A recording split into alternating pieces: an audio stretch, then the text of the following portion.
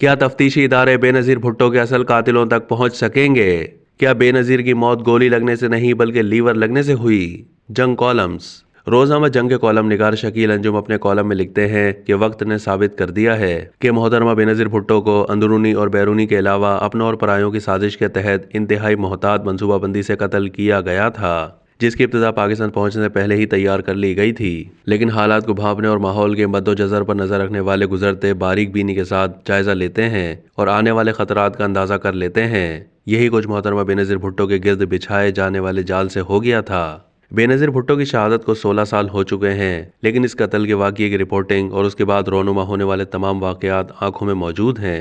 खुसूसन कत्ल के बाद किस अंदाज में तहकीकात का रुख तब्दील किया गया और वाक़यात को अंधेरी गलियों और बंद रास्तों में धकेल दिया गया। इस कत्ल की मनसूबाबंदी और उस पर अमल दरामद करने वाले ताकतवर तबके या ग्रुपों ने तमाम हकाइक मस्क करके अवाम के सामने पेश करके सुर्खरू होने की कोशिशें की, लेकिन वक्त ने असल हकीकत खोल कर सबके सामने रख दी। बड़ा और बुनियादी सवाल यह है कि मुतनाज़िया ज्वाइंट इन्वेस्टिगेशन टीम ने बेनजीर भुट्टो के कत्ल की साजिश के मरकजी किरदार 5 मुलजिमों शेर जमान, एतजाज शाह, हसनैन गुल और कारी अब्दुल रशीद को गिरफ्तार करके इंसदाद दहशतगर्दी की अदालत में पेश किया। लेकिन अदालत ने 10 साल के तवील अरसे तक मुकदमे की समाअत की, लेकिन इस्तिगासा ऐसे सबूत पेश करने में नाकाम रहा जिनकी बुनियाद पर उन्हें सजा दी जा सके।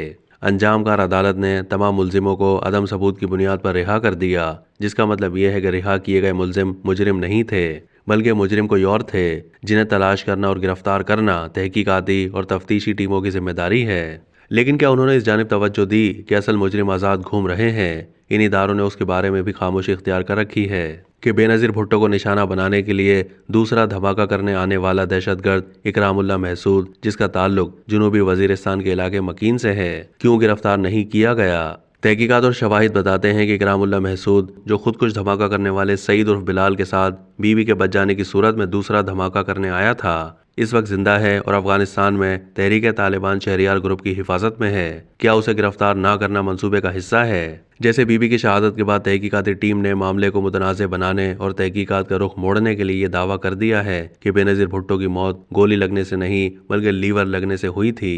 तहकीकात के दौरान कुछ अहम इंकशाफात सामने आए और उसके साथ साथ इस दौरान कुछ हैरानकुन वाक़यात रोनुमा हुए, जिनकी मदद से किसी हद तक नतीजे पर पहुंचा जा सकता था। तहम किसी हतमी और मुस्तनद नतीजे पर पहुंचने के मजमूई इम्कानात इंतहाई मायूस कुन थे।